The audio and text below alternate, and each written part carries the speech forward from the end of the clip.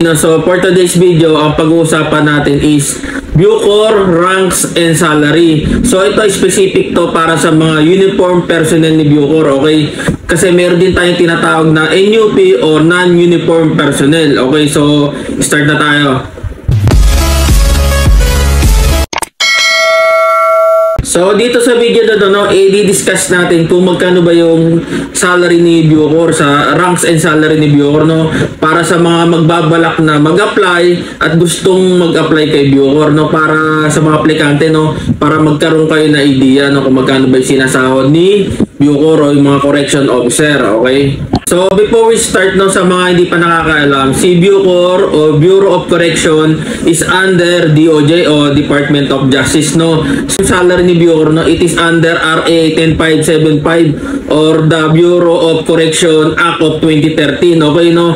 So as government employee, no, Bucor officers also get longevity pay and other extra allowances on top of their monthly base pay, okay? So dalawa yan, no? Yung non-commissioned officer and also commission officer. So yung non-commissioned officer, mag-start yan sa correction officer 1 hanggang sa correction senior officer 4, okay?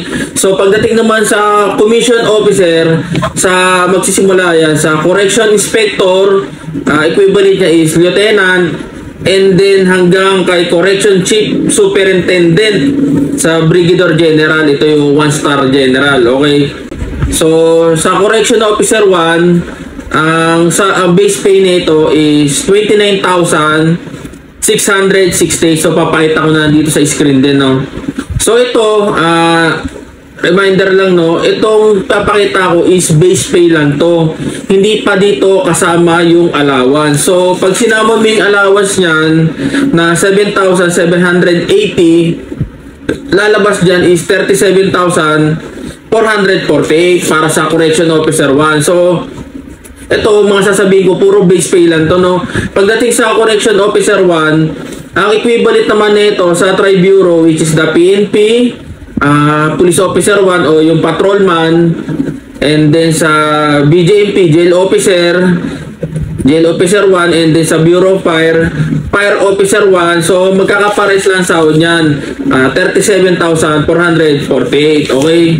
So proceed tayo sa correction officer 2, 30,867, okay? Wala pa dito yung allowances, base pay lang to, Correction officer 3, 32,114. Correction senior officer 4, ito 33,411. Correction senior officer 2, 34,079. Correction senior officer 3, 34,761. Correction senior officer 4, 38,360, okay? So dito naman tayo sa commission officer, okay? Ito yung mga opisyal na ranggo, no? So mag-start tayo sa corrections inspector, no? Ang katumbas sa ranggo nito is lieutenant, no? So 49,528. So ito sasabihin ko, base pay lang ulit to, no? Wala pa dito kasama yung allowance, okay? Correction senior inspector 56,582. So kapitan to. Correction chief inspector, okay, 62,555. So ito, katumbas na itong rango na to is major. Correction superintendent, so 71,313. So lieutenant colonel naman to. Correction senior superintendent 80,583. So colonel, okay? And then ito na, no, yung para sa 1-star rank. Correction chief superintendent brigadier general, so 1-star rank to, no, 91,058. Okay, so hanggang dito na muna tayo. Di-discuss natin dito yung 2-star and 3-star general, okay?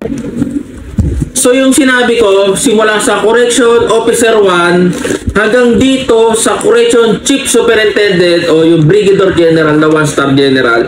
So pwede kang ma-promote dito hanggang maabot mo yung 1-star general na yan, yung brigadier general. Pero pagdating mo dito sa 2-star and 3-star rank, which is yung 2-star rank kasi yung major general, okay? And then yung 3-star rank ay Lieutenant General. Okay? So ang sahod ng Major General, ito yung second 2-star General is 102,896. Okay?